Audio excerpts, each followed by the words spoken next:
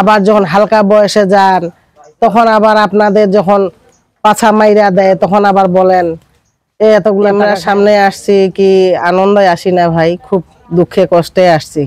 আচ্ছা, সেই দুঃখের কষ্টগুলো আমাদেরকে একটু বলেন, আমরা একটু শুনি। দুঃখের কথা বললে তো শেষ হয় না, তারপর শর্টকাটে কিছু বলি। যদি কোনো দেশে ও বিদেশে কোনো প্রবাসী ভাই বা ভালো লাগে কথাবার্তা, তাহলে কথাবার্তায় সাড়া দিবে, আর যদি ভালো না লাগে তো দিবে না। এই প্রবাসী ভাইরা সাথে কথাবার্তা বলবেন, শুধু কি এই জন্য আসছেন নাকি আপনার পিছনে কোনো গল্প আছে? পিছনে তো অবশ্যই গল্প আছে। তো সেই গল্পগুলো আমাদেরকে একটু বলেন, আমরা শুনি এবং দর্শকদের আছে তারাও শুনুক। শুনে আপনার কথাগুলো যদি তাদের ভালো লাগে তখন আমি দিনাজপুর থেকে আসছি, আমার বয়স হচ্ছে 38। তো আমার 2009 সালে স্বামী মারা যায়, তখন থেকে বোনের বাসায় আছি। আমার এক মেয়ে লেখাপড়া করতেছে ক্লাস 10-এ। তো আমি চলতে খুব কষ্ট হচ্ছে বিধায় আমি ক্যামেরার সামনে আসছি।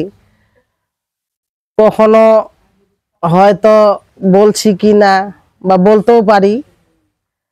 কথা হচ্ছে কি যে অনেক জনে ইয়ারকি ফাইলামি করে উড়াই দেয় কথা, কিন্তু কথা শুনতে হয়, শুনে মনোযোগ দিয়ে শুনে তারপরে কথা বলতে হয়। কেউ রহস্য করে কথাগুলা, কিন্তু আমরা তো ভাই রহস্যর কারণে তো ক্যামেরার সামনে আসি না, আমরা খুব কষ্টে দুঃখে আসি। আমাদের দুঃখ কষ্ট আছে বিধায় আমরা 2-4টা কথা বলি।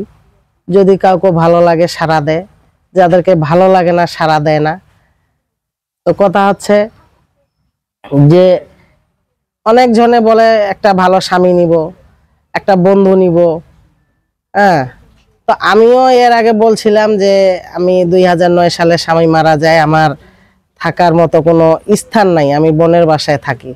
তো কেউ যদি এরকম মহান ব্যক্তি থাকে আমার পাশে দাঁড়ানোর বা থাকানোর, তাহলে হয়তো আমি খুব খুশি হইতাম। তো এই মর্মে ক্যামেরার সামনে আসছি। তো যদি কেউ এখানে বয়স অবয়স লাগে না, যেমন আমার বয়স 38, ছেলের বয়স 40-50, এটা কোনো ফ্যাক্টর না। কিন্তু অনেক সময় অনেক ভাই বলে হ্যাঁ বয়স হয়েছে, এই হয়েছে সেই হয়েছে। শুনেন, আপনারা বয়স দেখতেছেন, আবার যখন হালকা বয়সে যান তখন আবার আপনাদের যখন পাছা মাইরা দেয় তখন আবার বলেন এতগুলা টাকা খায় বলক দিছে, এতগুলা টাকা খায় বলক দিছে।